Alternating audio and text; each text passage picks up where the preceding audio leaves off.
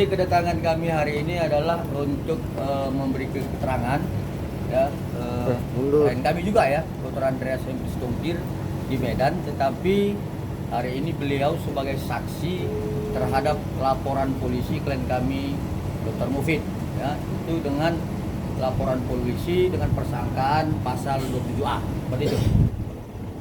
Berarti ini laporan Mufid terhadap Dede?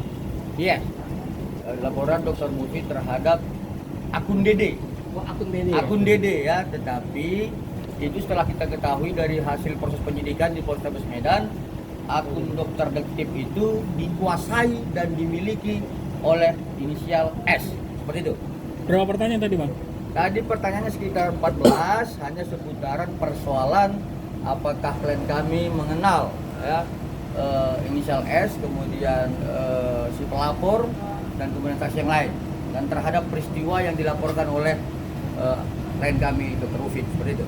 Bang, ada apa bukti tambahan mungkin yang tadi dikatakan juga, Bang? Nah, sekarang dalam proses lidik ya, proses lidik, bukti yang kami berikan hanya sebatas pada saat kami melaporkan awal seperti itu.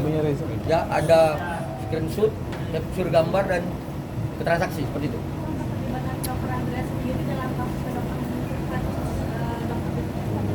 Kalau terhadap laporan ini atau yang di mana? Di Medan? Yang sekarang karena pada saat peristiwa kejadian yang dilaporkan oleh Dr. Mufid, Dr. Andreas berada di tempat itu. Ya, Dr. Andreas sebagai saksi menerangkan, melihat dan mendengarkan ya bahwa apa yang disampaikan oleh inisial S itu adalah bohong dan benar menyerang kehormatan seperti itu. Apa sih Bang yang permasalahan dasar dengan membuat laporan?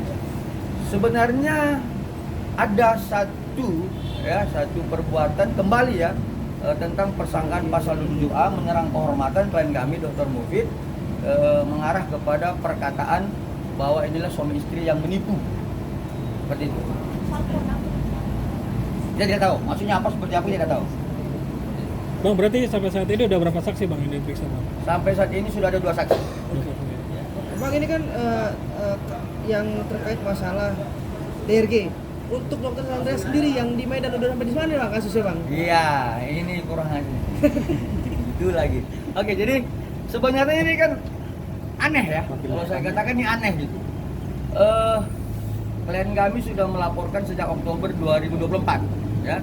Kemudian penetapan tersangka inisial S ini sudah mulai sejak tanggal 17 Maret 2025. Nah, kemudian kami berharap ya sejak panggilan pertama ya si inisial S dipanggil Polrestabes Medan tanggal 26 Maret sampai dengan sekarang panggilan kedua belum dilayangkan oleh penyidik Polrestabes Medan ya. Dan yang lebih aneh, ini aneh, kami barusan mendapatkan informasi dari tim kami di Medan bahwa adanya surat panggilan kepada klien kami dan kepada kami sebagai kuasa hukum untuk datang ke Mabes Polri berdasarkan Dumas, ya, berdasarkan Dumas si pelapor. Anehnya itu tujuan adalah untuk sebatas melaksanakan gelar perkara khusus. Ya, kalau dalam gelar perkara khusus itu sebagaimana Perkap 6 2019 di pasal 31 di 3. Dan kami melihat itu adalah sangat cacat formil. Ya, tapi tidak apa-apa, kami akan hadapi. Ya, aneh pasal 27A kemudian begitu lama lalu dilakukan gelar perkara khusus. Tapi kalau kita perbandingkan dengan persoalan laporan yang di apa di Pejaten ya, Jawa Timur itu si pelapor terlapor sekarang terdakwa adalah Isa Jega. Oh, ini cepatnya luar biasa.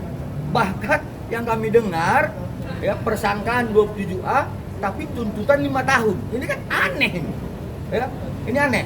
Jadi ya sudahlah, biarkan masyarakat melihat apakah proses hukum ini tetap on the track terhadap ketentuan konstitusi atau memang berdasarkan kekuatan dan kekuasaan seperti itu. Jadi saya bilang prosesnya kan di Medan sedangkan orang lain untuk Menurut kami ini bukan lambat ya. Dugaan kami ini adalah ada satu perbuatan obstruction justice ya, menghalang-halangi penyidikan.